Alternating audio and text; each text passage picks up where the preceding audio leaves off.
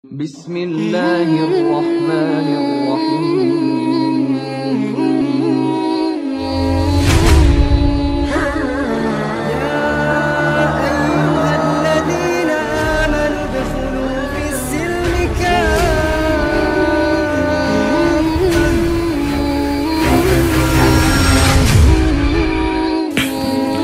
Al-Hasan adalah orang yang sangat mulia. Kemuliaannya mencukupkan bagi kita siapa ayahnya. Ayahnya adalah Khulafaur Rasyidin yang keempat, pemimpin kaum muslimin. Ibundanya Fatimah adalah putri Nabi SAW, satu di antara 4 wanita terbaik dunia yang disabdakan Nabi SAW, "Kamula minar rijal kasir." Laki-laki yang sempurna itu banyak. Walam yakmul minan nisa illa arba'ah. Dan tidak ada wanita yang sempurna kecuali 4 wanita. Nabi SAW menyebutkan yang pertama Asiyah bintu Muzahim, yang kedua Maryam bintu Imran, yang ketiga Khadijah bintu Khuwailid, zaujatun Nabi SAW, dan yang keempat adalah Ummul Hasan, Fatimah bintu Rasulullah SAW. Kemudian kakeknya, kakek Hasan adalah Sayyidul Awwalina wal Akhirin, Sayyidul Anbiya wal Mursalin. Allah tidak pernah menciptakan setelah dan sesudahnya manusia sehebat Rasul sallallahu alaihi wasallam. Dan juga neneknya seorang wanita yang sangat mulia, satu di antara 4 wanita terbaik dunia, Khadijah bintu Khuwailid. Orang yang pertama kali mendakwahkan Islam setelah Nabi SAW. Orang yang pertama kali salat setelah Nabi SAW. Dan Khadijah adalah separuh Islam. Di zaman pertama-tama Islam muncul, hanya Nabi SAW dan separuhnya Khadijah. Ma'asyiral muslimin yang dimuliakan Allah Azza wa Jalla, paman-pamannya, paman-paman Hasan adalah seorang mujahid, Hamzah. Asadullah, siapa yang tidak kenal Hamzah? Dia meninggal syahidan, sangat mulia di mata Allah Subhanahu wa ta'ala. Abbas ibn Abil Muttalib. Kemudian kita lihat bibi-bibinya, Zainab, Ruqayyah, Ummu Kulsum, wanita-wanita terbaik dunia. Ma'asyiral muslimin yang dimuliakan Allah Azza wa Jalla, maka nasab yang lebih mulia mana lagi semulia Hasan ibnu Ali radhiyallahu an. Ma'asyiral muslimin yang dimuliakan Allah Subhanahu wa ta'ala, adapun kunyah beliau adalah Abu Muhammad, karena salah satu putra beliau diberikan nama Muhammad. Ketika Fatimah radhiyallahu anha melahirkan Hasan, maka Ali memberi nama Harban. Ada yang mengatakan Hamzah dalam riwayat. Tapi Nabi SAW kemudian mengganti nama itu. Kata Nabi SAW, gantilah nama itu, berilah nama anak ini Al-Hasan. Jadi nama Hasan adalah nama yang diberikan Nabi SAW. Ma'asyiral muslimin yang dimuliakan Allah Azza wa Jalla, Nabi SAW sangat memuliakan Hasan, sangat mencintai Hasan, sangat meninggikan, bahkan menjelaskan kedudukan Hasan di hadapan manusia. Karena Hasan adalah salah satu daripada ashabul kiswah. Ketika Allah Subhanahu wa ta'ala turunkan ayat innama yuridullah an yudhiba ankumur rizza ahlal baiti wa yutahhirukum tathira. Hanya saja Allah Subhanahu wa ta'ala hendak menghilangkan dari kalian, wahai ahlal bait, kekotoran dan membersihkan kalian sebersih-bersihnya. Ayat ini turun ketika Nabi SAW membawa sebuah kain. Kemudian kain itu sangat besar. Dia masukkan ke dalam kain itu Hasan, dia masukkan ke dalam kain itu Husain, kemudian Fatimah dan beberapa orang. Kemudian Rasul mengatakan, inilah ahli baitku. Ma'asyiral muslimin yang dimuliakan Allah Azza wa Jalla, adapun Hasan terkenal memang orang yang banyak menikah. Hasan itu terkenal orang yang banyak menikah. Sampai-sampai Ali radhiyallahu anhu pernah melarang orang-orang Kufah untuk menikahkan putri-putrinya dengan Hasan, karena terlampau banyak Hasan itu menikah. Ya tentu yang tetap cuma 4, yang lainnya cerai, menikah, cerai, atau meninggal begitu. Sehingga keturunannya sangat banyak sekali. Keturunan Hasan itu luar biasa sangat banyak. Bahkan dia melebihi adiknya Husain, baik secara jumlah istri ataupun secara jumlah anak-anak dan keturunannya. Makanya di permukaan bumi ini, dari keturunan Nabi SAW yang paling banyak adalah keturunan Hasan dibandingkan keturunan Husain. Apalagi tragedi Karbala yang luar biasa, pembantaian kepada Husain dan keluarganya, itu juga salah satu penyebab sedikitnya keturunan Husain. Dan keturunan Hasan lebih banyak jauh dibandingkan keturunan Husain. Ma'asyiral muslimin yang dimuliakan Allah Subhanahu wa taala, Hasan adalah salah satu cucu Nabi SAW yang disebut dengan Raihana. Jadi cucu yang paling disayang Nabi SAW. Saking sayangnya Nabi SAW, sampai suatu ketika Nabi SAW itu naik di atas mimbar sedang berceramah. Ya. Tiba-tiba dia melihat Hasan dan Husain sedang berlari pada Rasul sedang berceramah itu. Maka Nabi SAW tidak sabar melihat kelucuan Hasan dan Husain, turun pula dia dari mimbar. Kemudian menggendong Hasan dan Husain, kemudian naik di atas mimbar. Tiba-tiba Nabi SAW mengatakan, Sadaqallahul azim, innama amwalukum wa auladukum fitnah. Sungguh benar apa yang difirmankan Allah Subhanahu wa ta'ala. Sesungguhnya harta kalian dan anak-anak kalian adalah fitnah, termasuk saya terkena fitnah itu. Saya tidak sabar dengan Hasan dan Husain. Saking cintanya Nabi sallallahu alaihi wa ala alihi wasallam. Bahkan dalam riwayat, Nabi sallallahu alaihi wasallam pernah memanggil Hasan. Ada yang mengatakan Zaid ibn Harithah. Kemudian Nabi sallallahu alaihi wasallam mengatakan, Inni uhibbuhuma fa ahibbahuma. Sesungguhnya aku mencintai keduanya, maka cintailah keduanya. Wa ahbib man yuhibbuhuma, dan cintai terhadap orang yang mencintai keduanya. Subhanallah. Nabi SAW sangat mencintai Hasan, sangat mencintai Husain. Sampai-sampai Nabi SAW mengatakan, Inni uhibbu, saya sangat mencintainya, maka cintai dia. Dan cintailah orang yang mencintainya. Menunjukkan bahwa Nabi SAW kasih sayangnya luar biasa kepada Hasan ibnu Ali radhiyallahu anhu. Sampai-sampai suatu ketika Nabi SAW sedang sholat, kemudian Hasan dan Husain naik di pundak Nabi SAW, sampai Rasul SAW ketika itu dalam posisi sujud. Lama dia bangkit dari sujud, sehingga setelah kemudian bangkit dari sujud, tiba-tiba selepas sholat sahabat bertanya, Atalta sujudaka ya Rasulullah, engkau sudah memanjangkan sujudmu. Saya takut kalau ada perkara lain atau turun wahyu kepada anda wahai Nabi SAW. Maka Nabi SAW tidak, sesungguhnya kedua cucuku berada di pundakku, dan aku tidak hendak mempercepat sujudku sampai kehendak kedua cucunya merasa puas dan dia turun sendiri dari pundakku. Subhanallah, pemimpin para nabi, pemimpin umat, sayang betul kepada Hasan dan Husain. Luar biasa sayangnya Nabi sallallahu alaihi wa ala alihi wasallam. Ma'asyiral muslimin, para pendengar dan para pemirsa yang dimuliakan Allah Subhanahu wa taala. Bahkan saking sayangnya Nabi sallallahu alaihi wasallam, Rasul pun menjelaskan posisi Hasan dan Husain di hadapan manusia.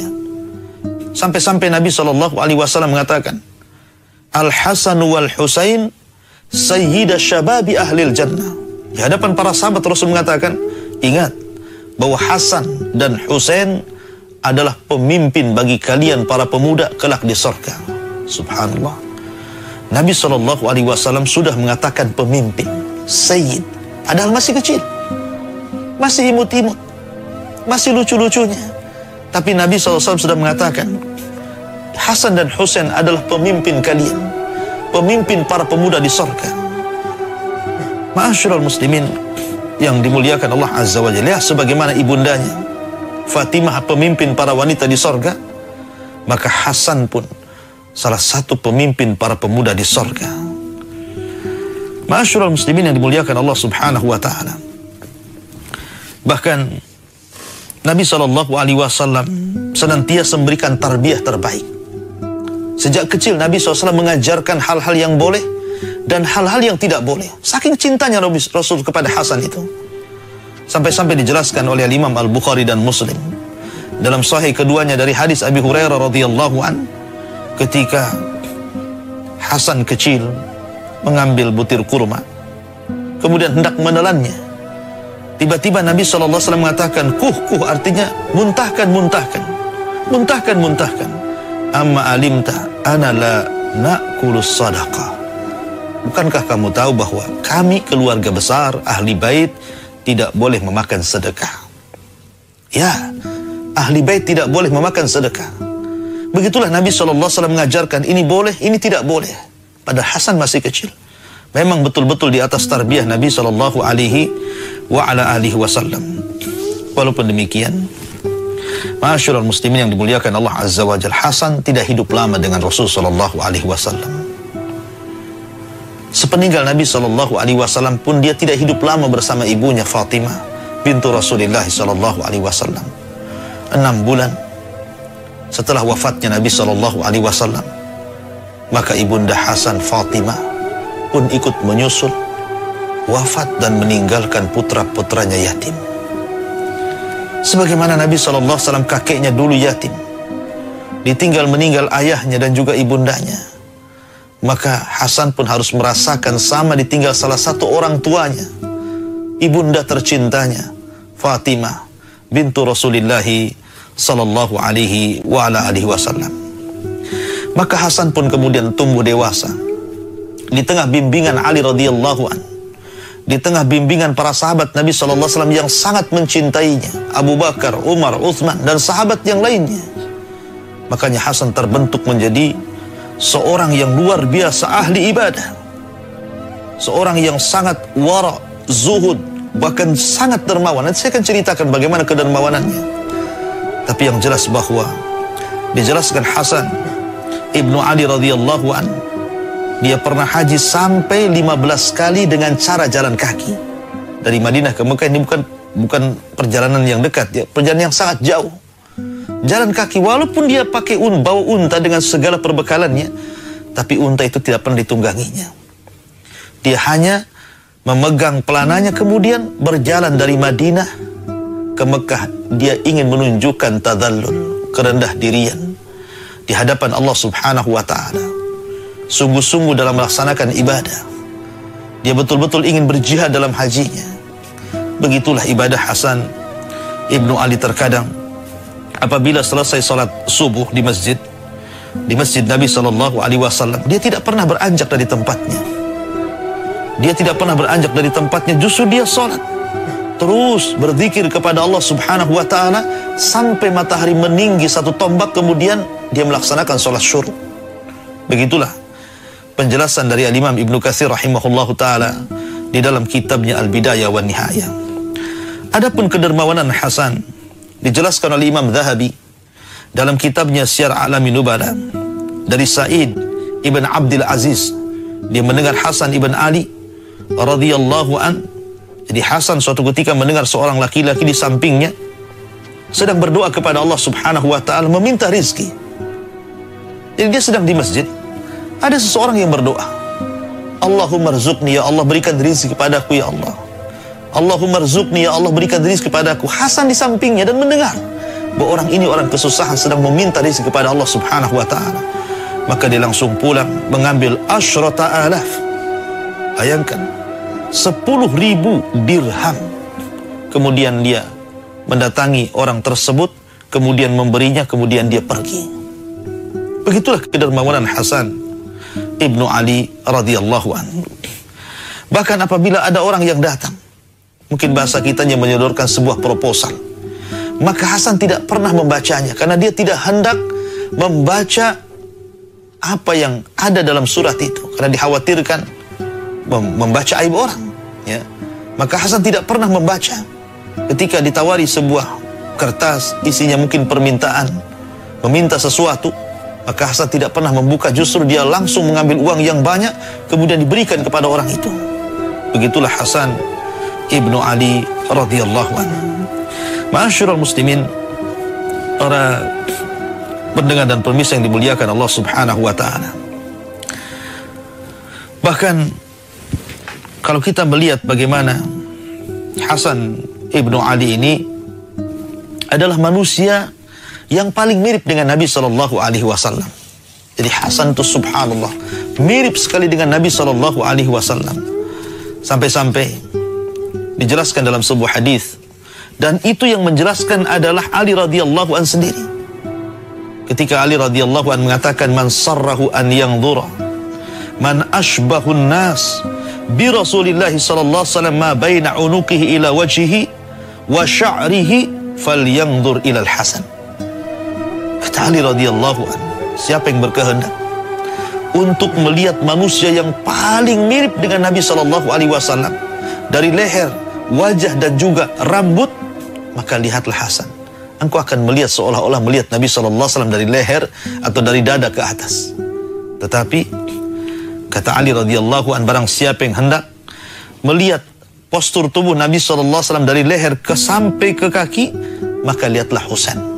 Jadi Hasan dan Husain itu kalau digabung seolah-olah seseorang melihat Nabi sallallahu alaihi wasallam. Tetapi Hasan jauh lebih mirip dengan Rasul, baik akhlaknya, baik kebaikannya, baik karamnya, ya, dibandingkan Husain radhiyallahu anhuma. Ma'asyiral muslimin yang dimuliakan Allah Subhanahu wa taala. Ketika Hasan hidup sampai di masa Abu Bakar Siddiq radhiyallahu anhu, kita tahu bahwa Abu Bakar itu sangat memuliakan Hasan, sangat memuliakan Hasan dan Husain dan keluarga Nabi sallallahu alaihi wasallam. Bahkan Abu Bakar Siddiq radhiyallahu anhu sebagaimana dijelaskan dalam Sahih Bukhari, dia pernah mengatakan ketika ditanya oleh seseorang, karena Abu Bakar selalu mendahulukan kerabat Nabi sallallahu alaihi wasallam, maka Abu Bakar mengatakan, uhibbu ilayya an asila min qarabati. Saya cinta, ya, untuk la qarabatu Rasulillah sallallahu alaihi wasallam ahabbu ilayya min an asila min qarabati. La qarabatu Nabi sallallahu alaihi wasallam, sungguh kerabat Rasul, ahabbu ilayya, lebih aku cintai, kata Hasan, daripada kerabatku sendiri. Subhanallah. Abu Bakar luar biasa, lebih mencintai ahli bait dibandingkan keluarganya. Ya, karena hubungan Abu Bakar Siddiq radhiyallahu an dengan Nabi sallallahu alaihi wasallam memiliki hubungan yang sangat spesial. Bagaimana tidak? Putrinya Aisyah radhiyallahu anha menikah dengan Nabi sallallahu alaihi wasallam. Artinya bahwa ada hubung kait antara Abu Bakar dengan keluarga Nabi sallallahu alaihi wasallam, bahkan dengan Nabi sallallahu alaihi wasallam. Ketika Abu Bakar Siddiq radhiyallahu anhu selepas sholat asar kemudian berjalan bersama Ali radhiyallahu anhu, di tengah jalan dia melihat Hasan dan Husain layaknya anak-anak lari ke sana lari ke sini, sedang bermain dengan anak-anak yang lain. Maka Abu Bakar langsung menangkap Hasan, kemudian meletakkan di atiknya, di bahunya. Kemudian dia mengatakan kepada Ali radhiyallahu anhu, abi syabihun bin Nabi la syabihun bi Ali. Abi syabihun bin Nabi la syabihun bi Ali. Seolah-olah Abu Bakar ingin mengatakan, sungguh Hasan lebih mirip dengan Nabi dibandingkan dengan ayahnya Ali radhiyallahu an.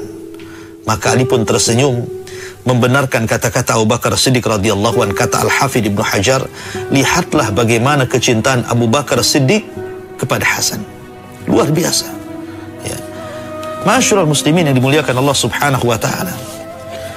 Bahkan Abu Bakar Siddiq radhiyallahu anhu selalu memberi sesuatu kepada Hasan. Karena memang para sahabat Nabi sallallahu alaihi wasallam, bukan hanya Abu Bakar, sangat menghargai Hasan. Bahkan Abu Hurairah radhiyallahu anhu pernah mengucapkan salam kepada Hasan dan mengatakan, assalamu alayka ya sayyidi. Assalamu alayka ya sayyidi. Assalamu alayka ya sayyidi. Keselamatan untukmu wahai Hasan, wahai pemimpinku, wahai sayyidku, wahai tuanku. Hasan mengatakan kepada Abu Hurairah, kenapa kau mengatakan kepadaku ya Sayyidi, wahai tuanku, wahai pimpinanku? Maka Abu Hurairah mengatakan, na'am ya, karena aku pernah mendengar Nabi SAW bersabda, innahu la sayyid, sesungguhnya cucuku ini disyaratkan kepada Hasan adalah sayyid, akan menjadi pemimpin. Betul-betul seorang pemimpin. Ma'asyiral muslimin yang dimuliakan Allah Azza wa Jalla. Kemudian juga ketika kemudian Abu Bakar meninggal dunia, ketika itu Hasan masih kecil. Karena ketika Abu Bakar meninggal dunia, usianya masih 11 tahun, belum balik. Ya. Kemudian masuk di masa Umar. Dia hidup dari umur 11 sampai 21 tahun, karena memang Umar cukup lama menjadi khalifah, hampir 10 tahun. Ya. Maka Hasan mendapati kekhilafan Umar bin Khattab radhiyallahu anhu. Dan antara Abu Bakar dan Umar, kedua-duanya dicintai oleh Hasan. Terbukti ketika dia menikah, kemudian banyak anaknya, maka anak-anak dari Hasan banyak yang kemudian diberi nama Abu Bakar, diberi nama Umar, menunjukkan sayangnya Hasan kepada keduanya. Makanya Umar radhiyallahu anhu sangat sayang kepada Hasan ibnu Ali, dan itu ditunjukkan dengan 3 perkara. Ya. Yang pertama, ketika Umar radhiyallahu anhu menyerang Persia dan juga Madain di Syam dan mengalami kemenangan luar biasa karena mampu menaklukkan Persia dan mendapatkan harta ghanimah yang banyak. Ketika itu, yang pertama kali dibagikan ghanimah itu justru kepada kerabat Nabi SAW, terutama Hasan dan Husain. Sehingga ada orang-orang bertanya, ya Umar, kenapa Anda tidak memulai dari dirimu dan keluargamu? Maka Umar radhiyallahu anhu mengatakan, tidak, aku tidak mungkin mendahulukan keluarga Nabi SAW dibandingkan keluarga sendiri. Karena Nabi SAW, aku pernah mendengar bahwa setiap nasab, setiap hasab akan terputus pada hari kiamat, kecuali nasab Nabi SAW dan hasab yang sampai kepada Nabi SAW. Jadi Umar ingin mendekati keluarga Rasul, mendekati kerabatnya. Kemudian yang kedua, dan itu dibuktikan dengan menikahnya Hasan dengan salah satu putri Ali radhiyallahu an, Ummu Kulsum. Setelah mendengar hadis itu, dia langsung melamar Ummu Kulsum, kemudian menikah dengan Ummu Kulsum, salah satu daripada putri Ali radhiyallahu an. Bahkan ketika ada orang yang kemudian bertanya terhadap Abdullah bin Umar radhiyallahu an. Abdullah bin Umar radhiyallahu an ketika kemudian harta kaum muslimin berlimpah karena mendapatkan perang. Ketika itu justru Umar mencari Hasan dan Husain dan memberikan keduanya dahulu dibandingkan Abdullah bin Umar. Maka orang-orang pun bertanya, ya Amirul Mukminin, kenapa kau tidak dahulukan anak-anakmu Abdullah bin Umar? Maka Umar radhiyallahu anhu mengatakan, uskutlah ummalak, uskutlah ummalak, abuhuma khairun min abi Abdullah ibni Umar wa ummuhuma khairun min ummi Abdullah ibni Umar. Diam kamu, celaka engkau, sesungguhnya bapak keduanya jauh lebih baik daripada bapak Abdullah bin Umar, dan ibunya juga lebih baik daripada ibu Abdullah bin Umar. Tawaduknya Umar bin Khattab radhiyallahu anhu karena ingin apa? Ingin mencintai dan menghargai Hasan ibnu Ali radhiyallahu anhu. Makanya kemudian kait hubung antara Umar radhiyallahu anhu dan Ali itu luar biasa, karena di masa khilafahnya saja Ali itu menjadi penasihat pertama yang dimintai pendapat oleh Umar sebelum yang lainnya. Jadi kalau ada masalah besar, masalah politik, masalah ekonomi, masalah apa saja, maka yang pertama kali dimintai pendapat Umar siapa? Ayahnya Hasan Ali radhiyallahu anhu. Dan selalu dilaksanakan, jarang tidak dilaksanakan, karena Umar sangat paham kecerdasan fikihnya Ali radhiyallahu anhu. Makanya sampai-sampai kemudian kecintaan keluarga Rasul kepada Umar itu luar biasa. Sampai-sampai Hasan ketika punya anak namanya diberi nama Umar. Husain ketika punya anak diberi nama Umar. Kemudian Ali Zainul Abidin ketika punya anak diberi nama Umar. Kemudian Musa Al-Kadhim, cucu cicit Ali radhiyallahu anhu, ketika punya anak diberi nama Umar. Jadi bagaimana mungkin orang-orang Syiah Rafidhah Mereka mencela Abu Bakar dan Umar sementara kedekatan Ali dan anak cucunya sedemikian dekatnya dengan Abu Bakar dan Umar. Di mana akal bicara? Ya, di mana akal bicara kalau seandainya kemudian hari ini orang-orang Syiah mengkafirkan Abu Bakar, mengkafirkan Umar, bagaimana kisah-kisah ini? Ketika kemudian Hasan memberi nama anaknya Umar, kemudian Husain memberi nama anaknya Umar, Zainul Abidin memberi nama anaknya Umar, Musa Al-Kadhim memberi nama anaknya Umar. Kalau memang mereka membenci Umar, kenapa nama itu melekat pada anak cucu mereka? Kemudian kenapa pula Umar menikah dengan salah satu putri Ali radhiyallahu an? Menunjukkan tidak ada masalah. Yang masalah itu kalian orang-orang Syiah, semoga Allah berikan hidayah kepada kalian. Ma'asyiral muslimin, para pendengar dan pemirsa yang dimuliakan Allah Subhanahu wa taala. Kemudian di masa Utsman ibni Affan radhiyallahu an, kita tahu bahwa ketika Umar meninggal dunia usia Hasan itu 21 tahun, artinya sudah dewasa betul. Utsman, di zaman Utsman mengajarkan keberanian kepada Hasan dengan dilibatkan dia dalam tentara. Makanya kemudian Hasan pun dilibatkan dengan orang-orang besar, para mujahidin besar, seperti Abdullah bin Zubair, Abdullah bin Abbas, Abu Dzar Al-Ghifari, Abdullah bin Ja'far, ya, dan yang lainnya, para sahabat banyak sekali. Lah, Hasan dilibatkan dalam perang untuk menaklukkan barat dan timur. Dan Hasan di situ menunjukkan bagaimana gagahnya dalam berperang. Seorang mujahid mampu kemudian dengan pasukan para sahabat yang lain, Hasan bisa kemudian membukakan kota-kota ke arah barat, ke India, ke Afrika, ke Tunis, sampai ke timur.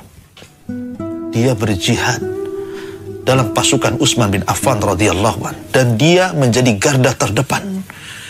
Dan manusia pun membicarakan keberaniannya. Ya, tidak heran Hasan seorang pemberani, karena bapaknya Ali radhiyallahu an adalah Syuja', seorang pemberani.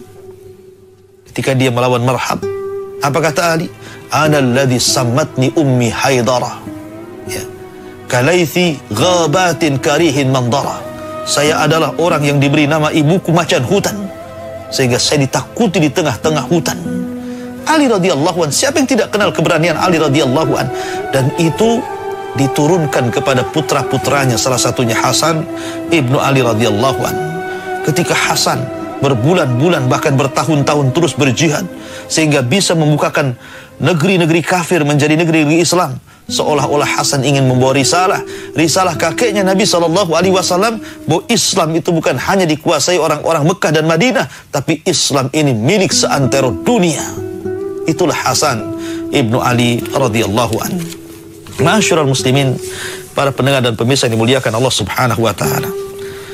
Ketika fitnah besar terjadi, terbunuhnya Utsman bin Affan radhiyallahu an. Ketika orang-orang Sabaiyah, pengikut Abdullah bin Sabah dari Yaman, Himyar, yang pura-pura masuk Islam padahal dia seorang Yahudi, mulai mengkritik kebijakan pemerintah Utsman. Kemudian menghasut para pemuda Irak, menghasut para pemuda Kufah, menghapus para pemuda Mesir, sehingga ribuan berhasil dipengaruhi oleh Abdullah bin Sabah, dan mereka disebut kelompok Sabaiyah.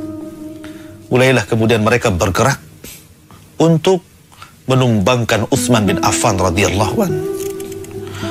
Lah, ketika terjadi fitnah yang luar biasa, karena terjadinya di musim haji masalahnya.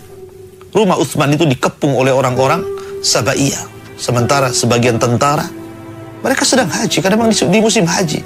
Dan orang-orang yang melakukan demonstrasi ini juga mereka menggunakan pakaian ihram, seolah-olah mereka pergi haji, tetapi sebenarnya bukan untuk pergi haji, tapi untuk mengepung Utsman ibn Affan radhiyallahu an.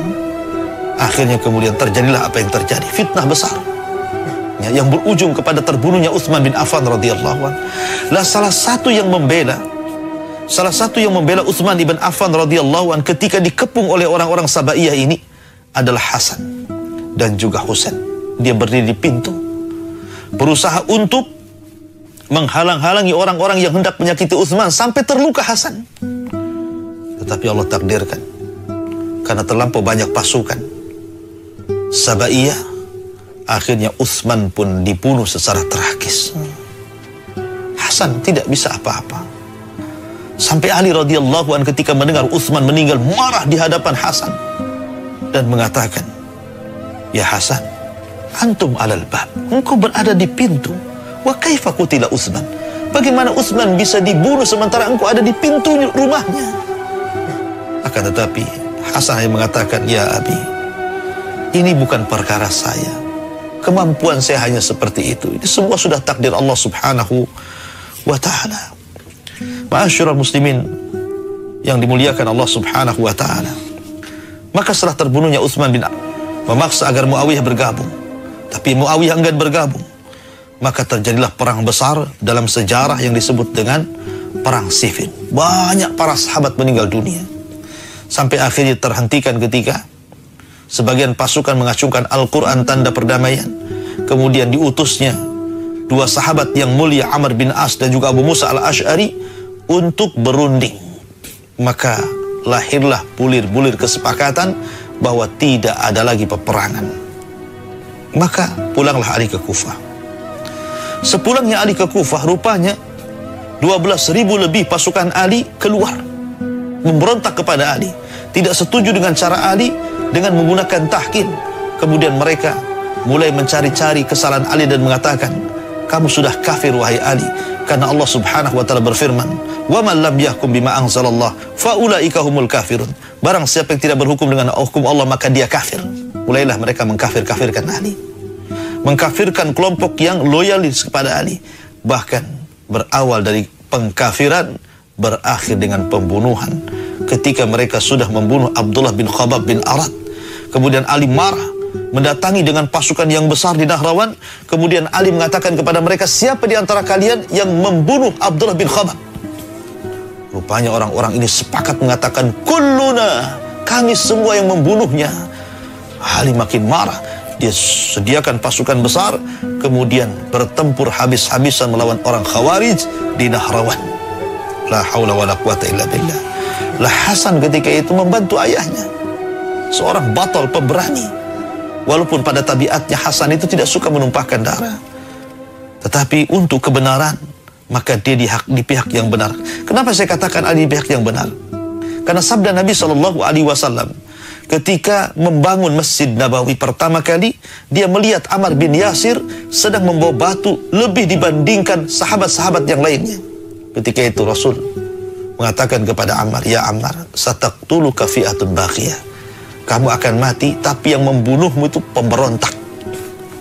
Subhanallah. Ketika terjadi perang Siffin, Ammar bin Yasir ini masuk dalam kubu Ali radhiyallahu an dan dia terbunuh dalam peperangan itu. Menunjukkan apa? Menunjukkan bahwa yang benar itu Ali dan Muawiyah adalah dianggap pemberontak. Makanya ketika Ali radhiyallahu an ditanya tentang mauqif Muawiyah bin Abi Sufyan, Ali radhiyallahu anhu mengatakan, "Hum ikhwanuna bagau alaina." Mereka saudara kami, tetapi mereka melampaui batas kepada kami. Ma'asyiral muslimin yang dimuliakan Allah Azza wa Jalla. Setelah perang Nahrawan inilah dendam kesumat orang-orang Khawarij kepada Ali radhiyallahu anhu, kepada Muawiyah bin Abi Sufyan semakin menyala.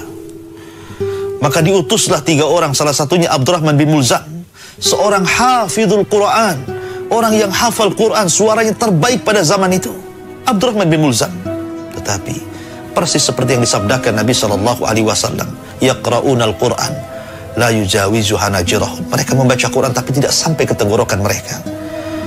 Akhirnya kemudian dalam satu waktu di bulan Ramadan, tepat pada tanggal 17 Ramadan, 3 orang ini bergerak dengan pasukan kecil untuk membunuh serentak Ali radhiyallahu an, Amr bin As, dan juga Muawiyah bin Abi Sufyan, karena mereka menganggap 3 orang ini dalang keonaran. Itu menurut prinsip orang-orang Khawarij. Diutusnya Abdurrahman bin Mulzam dan berhasil membunuh Ali. Dibunuh Ali ketika hendak sholat subuh. Kemudian yang lainnya menghadang Muawiyah bin Abi Sufyan, tetapi Muawiyah selamat, tetapi terluka perutnya, sehingga dokter akhirnya memberikan obat kepada Muawiyah, dan obat itu menjadikan mandul selamanya. Muawiyah tidak punya anak kecuali satu, Yazid bin Muawiyah. Adapun Amr bin As lolos, karena ketika dia hendak sholat subuh yang menjadi imam adalah wakilnya karena dia sedang sakit perut. Maka dia tidak jadi dibunuh dan tidak berbaku hantam dengan orang-orang yang diutus orang Khawarij. Ma'asyiral muslimin yang dimuliakan Allah Azza wa Jalla, setelah Ali radhiyallahu anhu kemudian meninggal dunia, maka kemudian kekhilafahan jatuh kepada anaknya Hasan ibnu Ali. Maka seluruh penduduk Kufah sebagaimana mereka mencintai Ali radhiyallahu anhu, maka mereka juga cinta dengan Hasan. Bahkan semakin banyak para pendukung Hasan dibandingkan pendukung ayahnya sendiri. Ya wajar karena juga akhlaknya Hasan, ya akhlaknya yang baik, tutur katanya yang baik, kemudian kedermawanannya. Pokoknya Hasan itu mirip dengan Nabi SAW. Sehingga orang yang mencintai Hasan jauh lebih banyak dibandingkan ayahnya. Sehingga banyak orang-orang yang kemudian ingin membaiat Hasan ibnu Ali. Tetapi Hasan ketika itu memberikan syarat. Apa syaratnya? Kalian boleh membaiat diriku, tapi syaratnya tusalimuna man salam, ya, wa tuharibuna man harab. Kalian harus memaafkan orang yang minta damai, dan kalian boleh memerangi hanya untuk orang-orang yang memerangi kalian. Maka kita tahu bahwa ketika Hasan menjadi khalifah, dan ingat Hasan itu Khalifatul Rasyidin yang terakhir, dimulai daripada Abu Bakar, kemudian Umar, kemudian Utsman, kemudian Ali, kemudian Hasan. Ya, karena Nabi SAW yang mengatakan bahwa kekuasaan alamin haji nubuwah itu hanya 3 tahun. Setelah itu berganti kepada kerajaan yang penuh dengan rahmat. Lah, Hasan ini sebagai penutup dari 30 tahun itu, walaupun kekuasaannya hanya 6 bulan sekian, tetapi itulah penutup angka 30 yang disabdakan Nabi SAW. Dialah Khulafaur Rasyidin. Ma'asyiral muslimin, ketika itu Hasan mengatakan kepada orang-orang yang hendak baiatnya, kalian boleh membaiatku, tetapi maafkan orang yang berdamai dengan kalian dan perangi orang yang merangi. Seolah-olah Hasan ini membuka pintu berdamai dengan pasukan Muawiyah. Karena Hasan tahu kekuatan Muawiyah seperti apa, tentara Syam itu seperti apa kuatnya. Dia paham, ya. Makanya kemudian ketika Hasan sudah kemudian mengutus satu pasukan yang dipimpin oleh seorang sahabat Nabi SAW, tapi kemudian mengalami kematian pemimpinnya sehingga pasukan kocar-kacir, Hasan berpikir ini tidak bisa dilanjutkan. Sebab kalau terus melanjutkan peperangan yang pernah dilakukan oleh ayahnya Ali radhiyallahu anhu melawan tentara Muawiyah, bisa saja mendapatkan kemenangan, atau boleh juga mengalami kekalahan. Akan tapi menang dan kalah sama saja, karena akan terjadi pembantaian di mana-mana. Darah kaum muslimin akan bercucur di mana-mana, dan itu yang tidak dikehendaki Hasan ibnu Ali. Satu darah pun tetes mengalir ke permukaan bumi. Maka akhirnya mulailah Hasan berpikir ini tidak bisa dilanjutkan. Dia kumpulkan pasukannya. Kemudian ketika mengumpulkan pasukan, bergeraklah Hasan dari Irak menuju Syam. Ketika Muawiyah mendengar ada pasukan besar yang dipimpin langsung oleh Hasan bin Ali, maka Muawiyah pun membuat pasukan besar untuk melawan pasukan Hasan. Tapi kemudian Muawiyah mengutus 2 orang yang amanah dari sahabat Nabi SAW untuk datang kepada Hasan dan melakukan perdamaian, dan Hasan menerimanya. Akhirnya tidak jadi perang. Kemudian Hasan pun termenung, memikirkan jalan terbaik, jalan yang paling baik bagaimana supaya tidak tertumpahkan darah. Akhirnya Hasan pun terpaksa harus tanazul. Dan ini persis seperti sabda Nabi SAW. Kata Nabi SAW, sesungguhnya Hasan adalah sayyid, dan dia akan memperbaiki 2 kekuatan yang sama-sama kuat, yang hampir siap menumpahkan darah kedua-duanya. Persis seperti sabda Nabi SAW. Maka terpikir ke situ, Hasan ingin tanazul, ingin menyerahkan kekuasaannya kepada Muawiyah. Maka Hasan pun berceramah di hadapan manusia. Rupanya manusia tidak suka dengan Hasan. Sebagian mereka mengamuk, merusak tempat-tempat ibadah, sampai ada yang berhasil menusuk Hasan sampai terbaring beberapa hari. Ma'asyiral muslimin yang dimuliakan Allah Azza wa Jalla. Sampai suatu ketika memang betul-betul mau tanazul, maka Hasan berkhutbah lagi. Tiba-tiba ada seorang namanya Abu Amir, ya, kemudian menghadap Hasan dan mengatakan, "Assalamu alayka ya mudhillil mu'minin." Keselamatan bagimu, wahai orang yang menghinakan kaum muslimin, merendahkan kaum muslimin. Harusnya dia mengatakan keselamatan bagimu orang yang memuliakan kaum muslimin. Tapi di balik kata-kata itu, saking jengkelnya kepada Hasan, kenapa kemudian di kekuasaan diserahkan kepada Muawiyah? Tapi Hasan pandangannya jauh. Karena sesungguhnya dengan meletakkan kekuasaan Hasan kepada Muawiyah akan ada manfaat yang sangat besar. Amul Jamaah, di mana hari ketika penyerahan kekuasaan Hasan kepada Muawiyah disebut hari jamaah. Hasan ingin menyatukan kaum muslimin. Hasan tidak hendak memecahkan kaum muslimin. Hasan ingin menyatukan kekuatan kaum muslimin, dan terbukti setelah Hasan menyerahkan kekuasaan kepada Muawiyah, banyak negara-negara dibuka oleh Muawiyah. Banyak. Bahkan Hasan juga ikut terlibat dalam peperangan pasukan yang diutus oleh Muawiyah untuk membuka kota-kota orang-orang kafir. Subhanallah. Ini manfaat yang luar biasa. Ya, kemudian bahasanya mengenyampingkan perselisihan dan mengutamakan persatuan. Begitulah akhlak yang luar biasa. Bayangkan Rasul yang mengatakan innahu sayyid, bahwa cucuku ini pemimpin. Rasul itu ada rekomendasinya dari Nabi SAW. Kemudian kekuatan Irak ini jangan dianggap remeh. Di balik pasukan Hasan ini luar biasa. Ya, tidak bisa kemudian kita tebak apakah Hasan akan kalah dalam perang atau akan menang. Tapi yang jelas bahwa Hasan itu kuat, pasukannya juga kuat. Tetapi demi ukhuwah Islamiyah, merekatkan tauhidul Islam, menyatukan kaum muslimin, maka di tengah kekuatan Hasan itulah akhirnya Hasan serahkan kekuasaan kepada kepada Muawiyah bin Abi Sufyan, dan ini bentuk pemimpin yang sesungguhnya. Dia tidak mementingkan dirinya, mementingkan dunianya. Demi kemaslahatan orang banyak, saya serahkan kekuasaan ini kepada Muawiyah.